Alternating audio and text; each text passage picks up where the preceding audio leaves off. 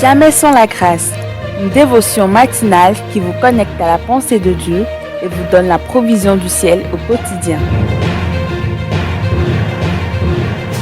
Bonjour, chers amis, chers internautes, nouvelle journée, nouvelle provision. Bienvenue dans cette troisième dévotion de cette semaine, Père.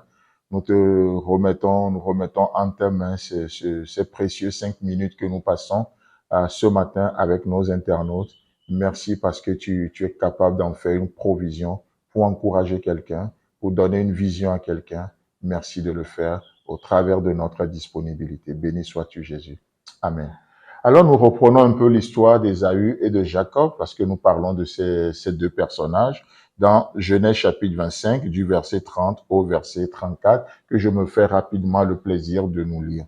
Et Ésaü dit à Jacob, « Laisse-moi, je te prie, manger de ce roux-là, car je suis fatigué. » Et c'est pour cela qu'on lui a donné on a donné à Ésaü le nom d'Édom. Jacob dit, « Vends-moi aujourd'hui ton droit d'aînesse. » Et Ésaü répondit, « Voici, je m'en vais mourir. À quoi me sert ce droit d'aînesse? » Et Jacob dit, « Jure-le-moi d'abord. » Et il le lui jura, et il vendit son droit d'aînesse à Jacob. Alors Jacob donna à Ésaü du pain et du potage de lentilles. Il mangea et but, puis se leva et s'en alla.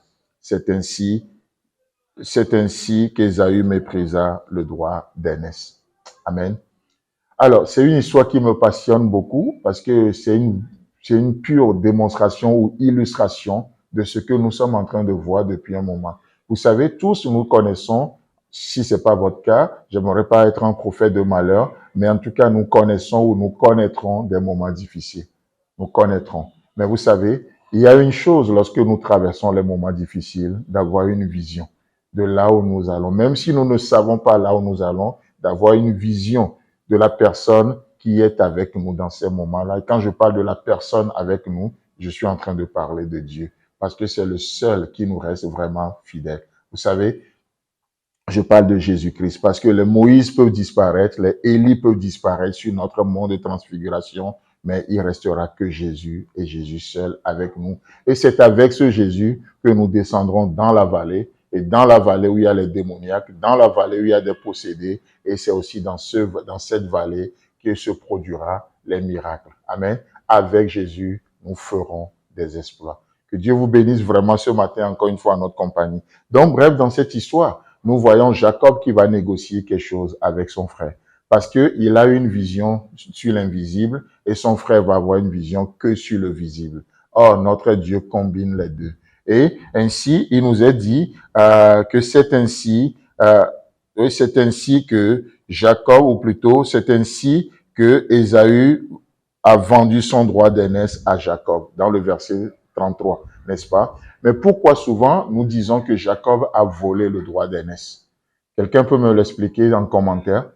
La Bible nous dit au verset 33, « Et Jacob dit, jure-le-moi d'abord. Et il le lui jura, et il vendit son droit d'aînesse à Jacob. » Où est-ce que c'est écrit que Jacob a volé le droit d'aînesse? Bon, peut-être que les moyens, les méthodes que Jacob a utilisées n'est pas catholique, mais c'est ce que Jacob désirait. Pourquoi nous ne parlons pas de la mauvaise vision, mauvaise orientation d'Ésaü? Non, Jacob a une vision céleste des choses. Il s'est battu parce qu'il a compris que le royaume de Dieu, ce sont les violents qui s'en emparent.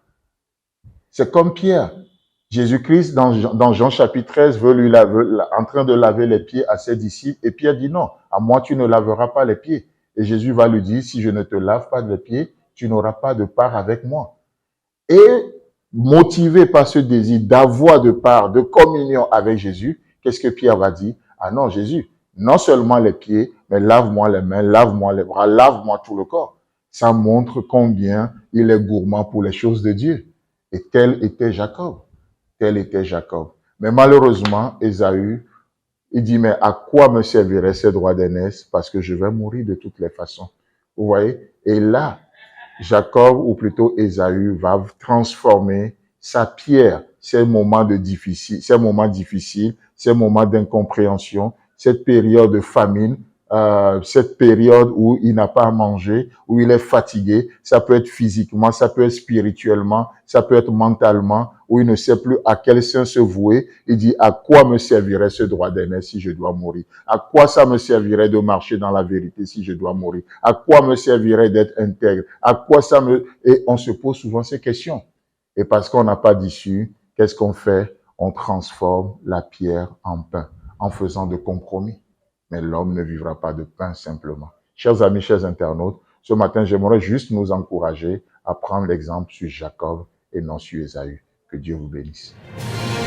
Si vous avez aimé cette émission, parlez-en à vos amis. Parlez-leur du message de la grâce et de ce qu'il fait dans vos vies. Pour un sujet de prière, une question ou pour devenir partenaire, contactez-nous au 00229 94 75 80 20. Que Dieu vous bénisse et à la prochaine. En attendant, pensez avec Dieu.